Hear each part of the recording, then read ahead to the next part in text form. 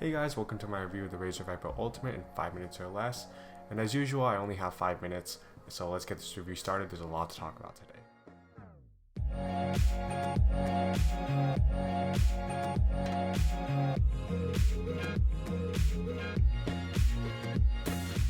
As usual, I've split my review into different parts, with this being my first mouse review and everything. I split it into the categories of price, comfort, features, build quality, and who this mouse is for. First, let's start off with the features of the Viper Ultimate. The Viper is a wireless ambidextrous shaped gaming mouse that weighs 74 grams, has a wireless charging dock, and for those of you that care, a shit ton of RGB options. It has Razer's optomechanical switches, which really aren't anything too crazy. It's the same as a normal switch, pretty much. It's stated to have a 70-hour battery life, but keep in mind that's with the 1000 Hz polling rate and no RGB. With RGB on at 1000 Hz, it'll roughly be around 45 hours of battery life.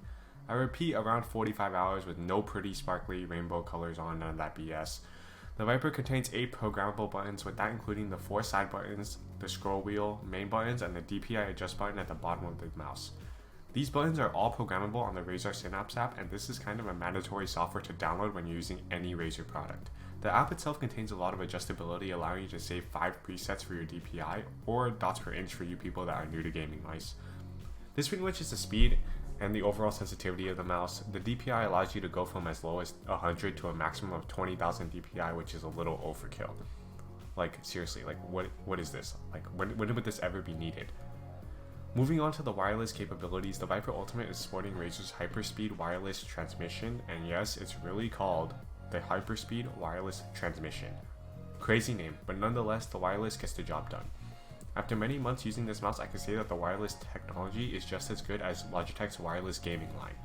Honestly, wireless tech is so good these days. Many new mouse releases that use wireless tech don't even have noticeable latency at all, and that stands true with the Viper, as it has a 0.2 millisecond response time. As I said earlier, the Viper has a wireless charging dock that also has RGB for those of you that are curious. So with the dock, you can just drop the mouse on it and bada bing bada boom, it's charging. The Viper also comes with PTFE feet at the bottom. They'll get the job done, nothing to write home about, but they are a little scratchy compared to Tiger Arcs or Corepat's feet. I'll put a link at the bottom if you guys are interested still. Next off, we have the build quality of the mouse. The build quality of the RVU, or the Razer Viper Ultimate, is fairly good. I've had this mouse for about 4 months now and has held up pretty well so far. I've heard from the r/mouse review guys that the Viper Ult has some pretty bad quality control issues with the main mouse buttons and some issues with the charging dock. These issues include wobbly main buttons, loose clicks, and issues charging when placed on the dock.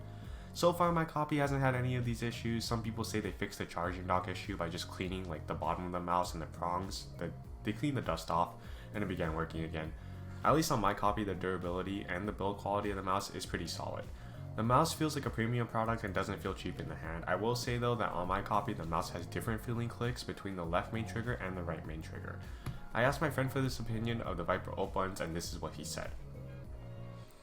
So his Viper has some creaking issues and my Viper has different feeling clicks. The body of the Viper though is very tough, and I mean tough, with a TUFF, tough.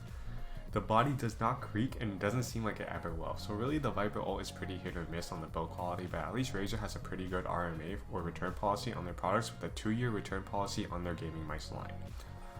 The overall comfort of the mouse is pretty subjective, as people have different types of grips and different hand sizes, so take everything I say with a grain of salt. My hands are pretty small, being 26 centimeters and width being 19 centimeters, with the mouse having a length of 12.45 centimeters and a width of 7.75 centimeters. Due to my small hands, I usually palm grip or claw grip a lot of the many different mice I try, and I tried palming the Razer Viper Ultimate. It's just not the way to go when you're trying to approach this mouse. This mouse is definitely better for claw or fingertip type of grip.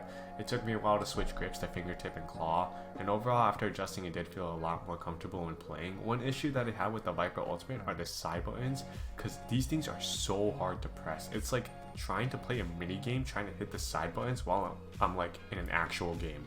It's just the buttons sit so flushed into the shell of the mouse, and the fact that there are identical buttons on the right hand side of the mouse make it impossible to use this mouse naturally in game. I had to disable both buttons on the right, as it just made it so much harder to use the mouse. I understand it's ambidextrous mouse and it's meant for the left-handed people, but it's just so uncomfortable and I personally cannot find a use for them. But hey, it comes with a charging dock, right? Yeah. Okay, moving on. One thing I really like about the Viper Ultimate is the scroll wheel and its click. I don't really use the click, but Jesus, it's so fun to press.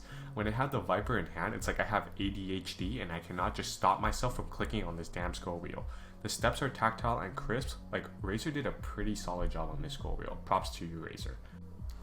Going over to price now, as of like February 2021, you can buy this mouse on Amazon for 120 bucks with the charging dock or $106 without the dock. I bought this mouse on Black Friday for around $100 with the dock. When the mouse was released, it went for $150 retail, which is crazy expensive for a mouse. Now the mouse has 3 different colorways, with them being black, mercury white, and quartz pink. The black colorway is the one that goes on sale, as the white and pink options are pretty static at a $150 price point. Moving on to who this mouse is for, the mouse is aimed for like competitive gamers. With the $150 price point, it's pretty steep, so really people that are super competitive should really think about buying this mouse. If you're a productivity person and are looking for a new mouse, just skip this one, as the Viper is pretty much aimed just for gamers. If this is going to be your main mouse for work/productivity with light gaming on the side, once again you should probably just skip this mouse. If this is going to be your main mouse and if you find the shape comfortable to use for many countless hours, and I mean countless hours, then buy the mouse. But there are so many better options out there for productivity and light gaming than the $150 Viper Ultimate provides. Like, naming a couple off my head, there's like the G703 off Logitech's gaming line, which is like a bit heavier, but it gets the job done. There's also the G Pro Wireless, which is also I'll do a review on, just watch out for that. And a bunch of new releases are going to come out. Like the Ponage Ultra Custom is a great mouse as well if you're looking for a productivity mouse that is also great for gaming. It's lightweight, it has everything you need. So they're just, keep your options open. You don't need to buy the Razer Viper Ultimate, hands on, no worries. Hey guys, thanks for sticking through the video. I really appreciate it. If you guys like the content, then please like and subscribe below, leave a comment. And if you didn't like the video, then comment anyway and let me know what I did wrong, what you'd like to see improve. I'm actively trying to improve, make this channel grow, and hopefully gain some new subscribers along the way. If you guys did like the content, then just send it to one other person that you know. It'd be a great help. I really appreciate it. Thank you guys.